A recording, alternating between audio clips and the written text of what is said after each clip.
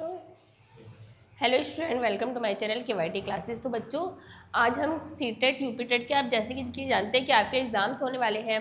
फिर उसके बाद आपकी टीचिंग की वैकेंसी भी आने वाली है। बहुत सारे एग्ज़ाम टीचिंग के होने वाले हैं, जैसे कि टीजीटी, पीजीटी और सुपर टेट, प्राइमरी जूनियर सभी के एग्ज़ाम्स होने वाले हैं। तो सबसे पहले आपको यूपीटेट और सीटेट क्वालिफाई करना पड़ेगा। तो अगर आप ये एग्ज़ाम क्वालिफाई करना चाहते हैं तो आप हमारा क्रैश कोर्स भी ले सकते हैं। जैसे कि देखिए, यूपीटेट का हमारा क्रैश कोर्स है, बहुत ही ये कम प्राइस में है। और इसमें आप देख सकते हैं कि आपकी पेपर 1 और पेपर 2 की क्लास होगी, दोनों पूरी क्लास आपकी ली जाएगी।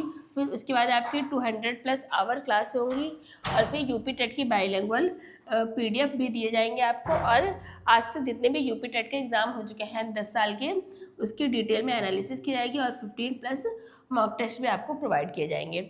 और हर सब्जेक्ट के CDP, EVS, English, SST, Sanskrit, math, सबके अलग अलग टीचर और सबकी आपकी क्लास दी जाएगी। फिर इसके बाद सीटेट का है आपका क्रैश कोर्स। सीटेट में पेपर 1 और पेपर 2 दोनों ही सब्जेक्ट पढ़ाए जाएंगे आपको। उसके बाद फिर 200+ आवर की क्लास होगी और बाकी आपको पीडीएफ नोट्स दोनों ही लैंग्वेज में, हिंदी और इंग्लिश में दिए जाएंगे। और 10 इयर्स के पीवाईक्यू डिटेल में इसका एनालिसिस किया जाएगा और 20+ मॉक टेस्ट भी दिए जाएंगे आपको। और हर सब्जेक्ट के CDP, EVS, English, SST, Sanskrit, math, जितने भी है सब्जेक्ट आपके सीटेट में आते हैं, हर सब्जेक्ट के अलग अलग टीचर्स आपको सारे सब्जेक्ट पढ़ाएंगे। और इन सब में, और ये जो हमारा क्रैश कोर्स है, इसका प्राइस बहुत ही कम है, तो आप इसको ले सकते हैं और आप अपना एग्ज़ाम बहुत ही कम टाइम में पास कर सकते हैं। फिर चलिए देख लेते हैं आज की इम्पॉर्टेंट क्लास। देखिए, तो कुछ हिंदी के इम्पॉर्टेंट क्वेश्चन है जो कि आपके सभी एग्ज़ाम्स में आते हैं। तो स्टार्ट करते हैं क्लास। हिंदी के बहुविकल्पीय प्रश्न। तो पहला क्वेश्चन एक बार देख लेते हैं हम। इसमें क्या पूछा गया है, क्वेश्चन ध्यान से देखिए पूरी क्लास। हिंदी हिंदी भाषा कौन सी लिपि में लिखते हैं? तो हिंदी भाषा जो होती है उसकी कौन सी होती है लिपि? तो पहला ऑप्शन है हमारा देवनागरी लिपि, दूसरा है ब्राह्मी लिपि, तीसरा है गुरुमुखी, चौथा है गंधारी या फिर खरोष्ठी लिपि। तो हिंदी भाषा की लिपि कौन सी होती है? हिंदी भाषा की जो लिपि होती है वो हमारी होती है देवनागरी लिपि, यानी कि ऑप्शन नंबर ए बिल्कुल सही आंसर हो जाएगा। और देवनागरी लिपि हम लिखते कैसे हैं? तो देवनागरी लिपि को हम लिखते हैं बाईं से दाईं ओर। कैसे लिखते हैं? बाएं से दाईं ओर लिखते हैं, बाएं से दाईं ओर लिखी जाती है। और गुरुमुखी, ये वाला ऑप्शन नंबर ए हमारा बिल्कुल सही आंसर हो जाएगा, यानी कि देवनागरी लिपि में हिंदी भाषा को लिखते हैं। और बाकी जो है लिपि, ये जो गुरुमुखी लिपि है, ये हमारी होती है पंजाबी भाषा की। ये किस भाषा की होती है? ये गुरुमुखी होती है पंजाबी भाषा की लिपि। फिर अगला क्वेश्चन देख लेते हैं। इसमें क्या दिया गया, इसमें से किस बोली का संबंध बिहारी हिंदी से नहीं है? तो कौन सी बोली है जिसका कि संबंध बिहारी हिंदी से नहीं है? पहले देख लेते हैं कौन कौन सी बोली का संबंध बिहारी हिंदी से है। सबसे पहले ये देख लेते हैं। तो मैथिली, भोजपुरी और मगही, इन सब का संबंध बिहारी हिंदी से है। कौन सी भाषा का संबंध नहीं है? यानी कि अवधी भाषा का संबंध बिहारी हिंदी से नहीं है। तो ऑप्शन नंबर डी बिल्कुल सही आंसर हो जाएगा आपका। फिर अगला क्वेश्चन देख लेते हैं। क्या दिया है क्वेश्चन में, क्या पूछा गया है? इनमें से बा की ध्वनि कौन सी है? बा की ध्वनि बोलने में हमको बा की ध्वनि कौन सी है?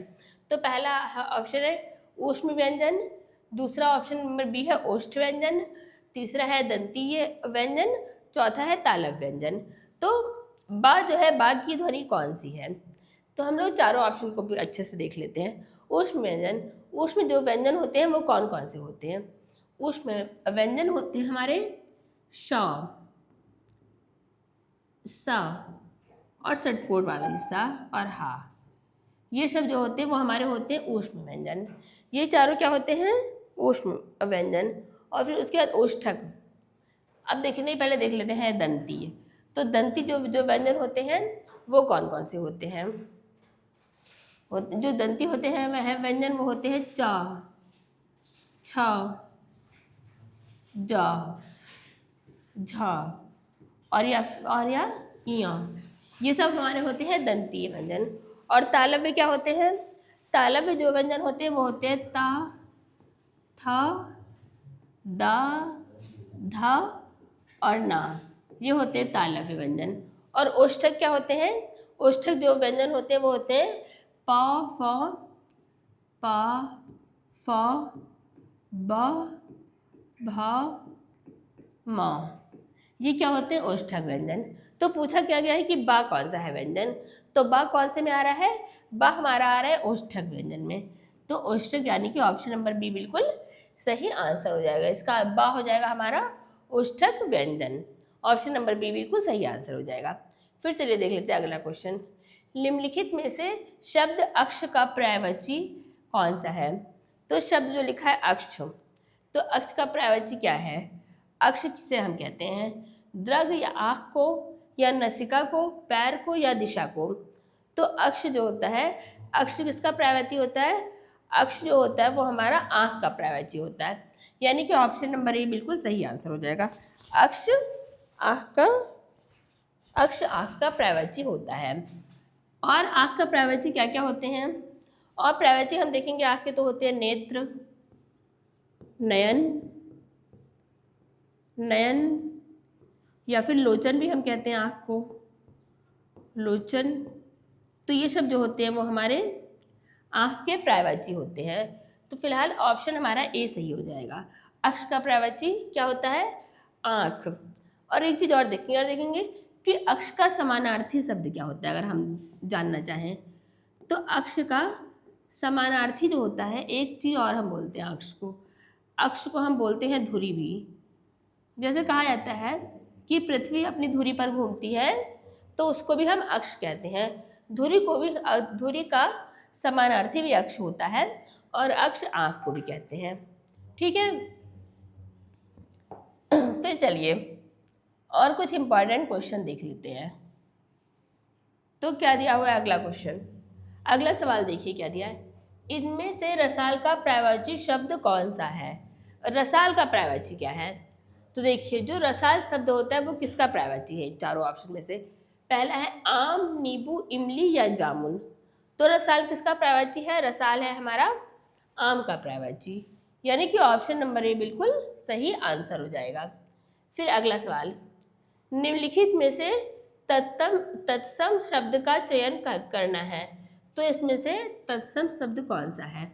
हवा, वायु, या जलद, या फिर बादल? तो तत्सम शब्द क्या होते हैं? जो शब्द संस्कृत भाषा से लिए जाते हैं। क्या होता है?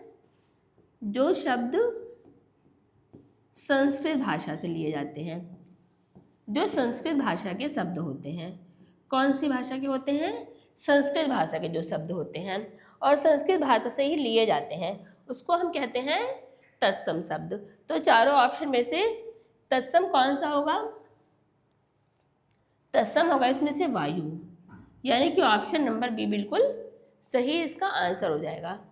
फिर अगला सवाल क्या है? निम्नलिखित इनमें से कौन सा युग्म ऐसा है जो तत्सम शब्दों का युग्म नहीं है?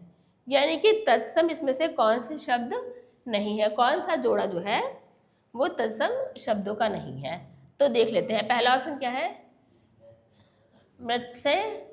मत्स्य या फिर मृग, ये भी है तत्सम शब्द। ज्ञान और क्षेत्र, ये भी है तत्सम शब्द। कर्म और विद्या, ये भी है तत्सम से शब्द। ऑप्शन नंबर डी है दधी और भात। तो दधी तो हमारा है तत्सम, लेकिन भात जो है वो तद्भव शब्द है। तो दधी को हम क्या कहते हैं? दही। यानी कि तद्भव में हम इसको दही कहते हैं, लेकिन ये तत्सम है, लेकिन ये तद्भव है। तो कौन सा जोड़ा है गलत? यही वाला है। तो ऑप्शन नंबर डी बिल्कुल सही आंसर हो जाएगा आपका।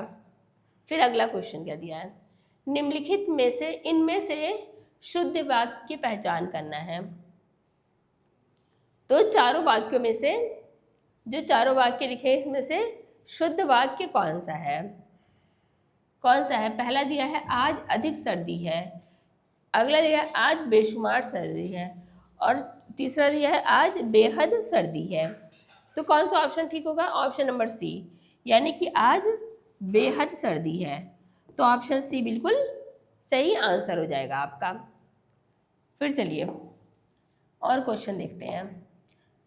क्लास आप लोग लास्ट तक देखिए, ये आपके लिए बहुत ही इंपॉर्टेंट होगी, और ऐसे ही क्वेश्चन आपके एग्ज़ाम में पूछे जाते हैं। सेम इसी तरह के आते हैं क्वेश्चन एग्ज़ाम में, तो बहुत ध्यान से देखिए क्लास को।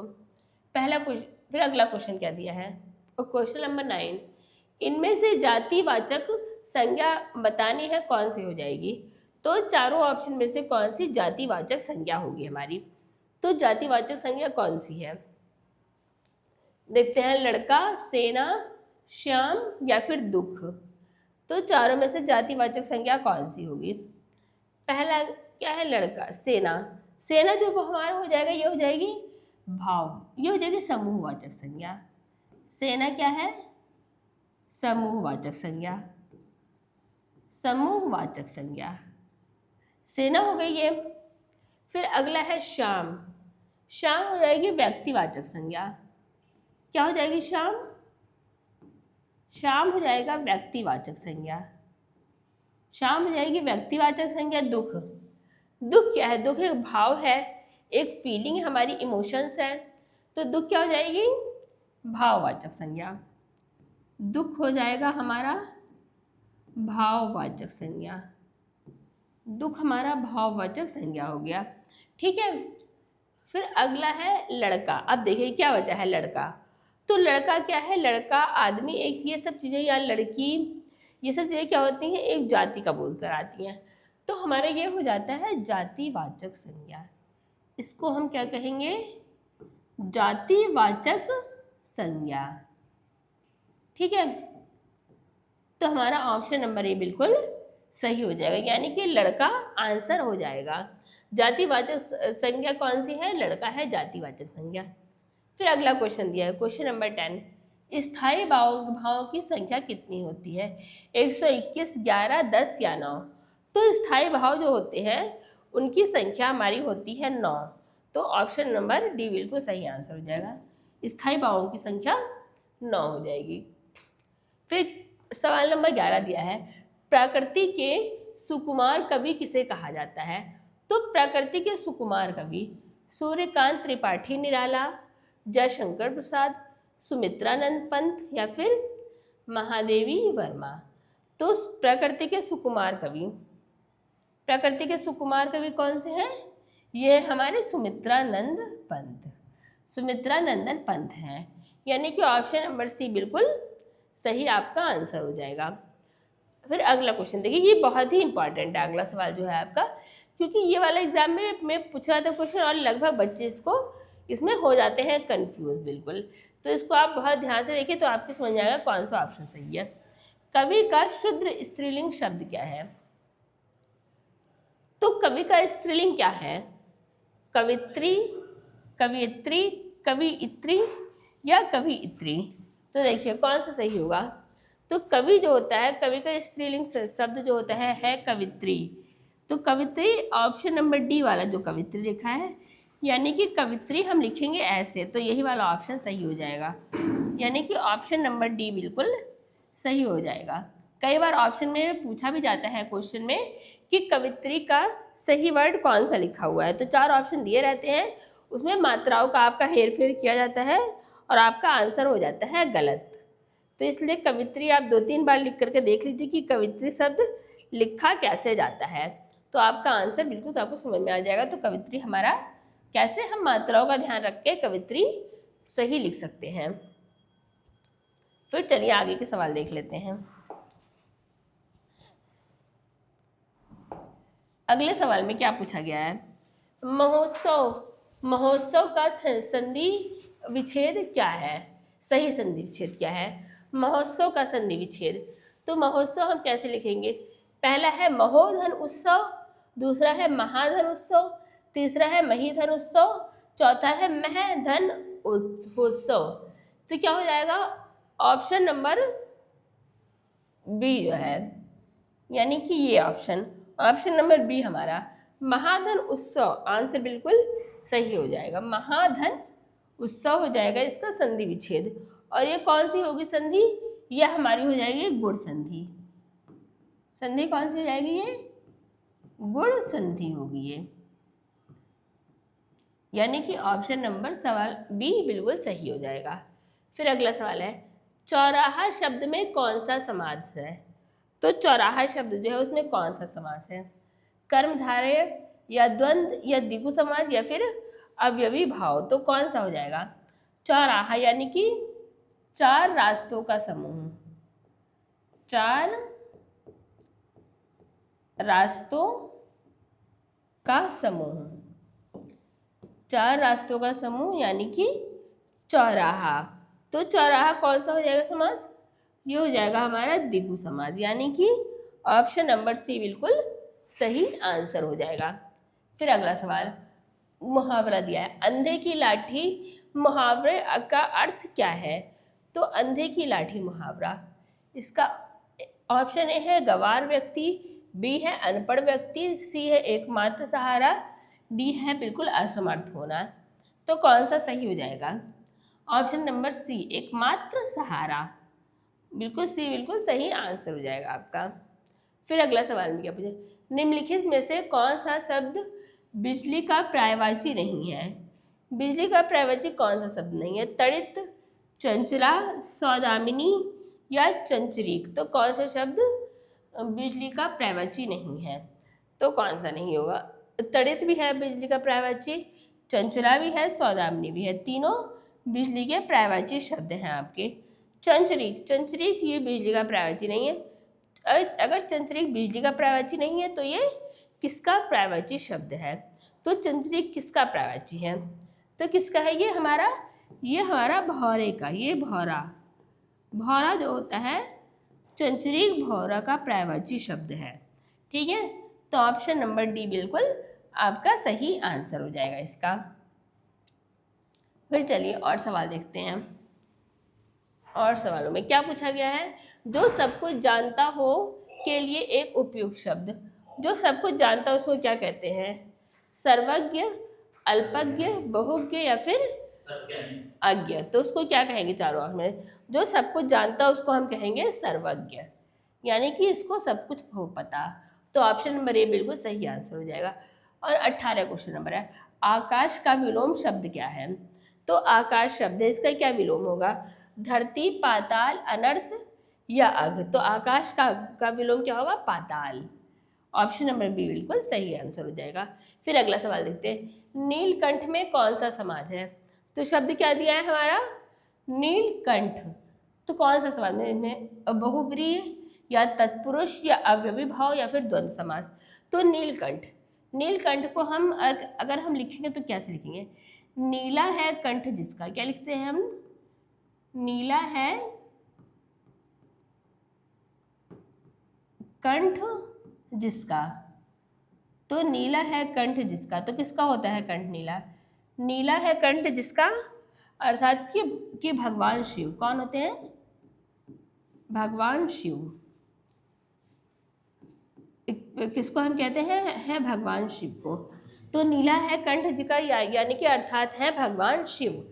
तो जब हम जो समाज के अंदर हम जिस समाज को लिखने में जब हम उस समाज को तोड़ते हैं, विखंड और करते हैं, तो उसमें तीसरा अर्थ आ जाता है।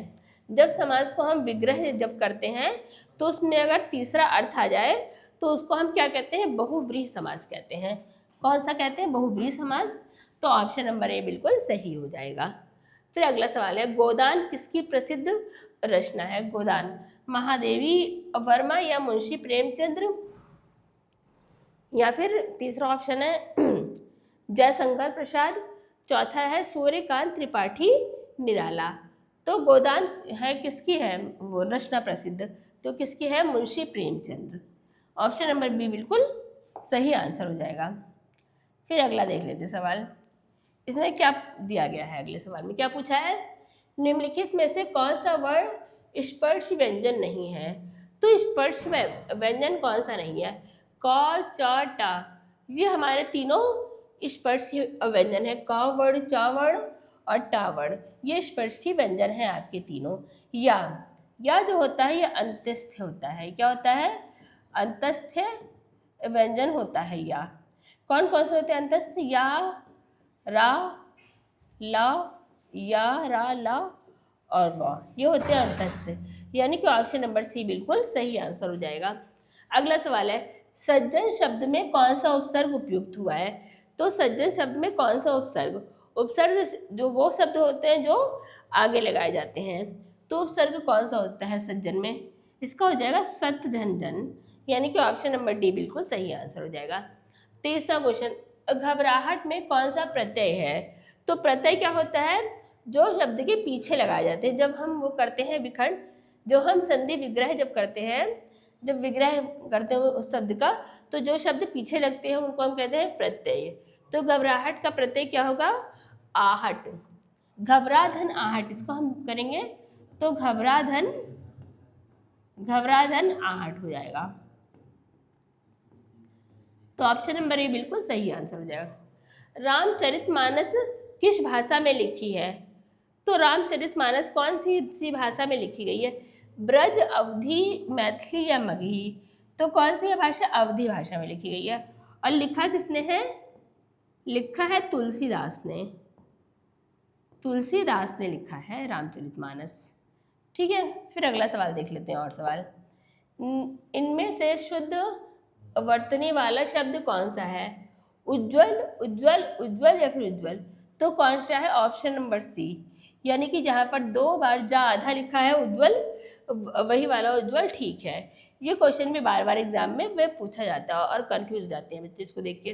फिर अगला सवाल है, क्या पूछा गया? इनमें से कौन सा शब्द तद्भव है? इसमें अब पूछा गया है कि कौन सा है तद्भव शब्द है।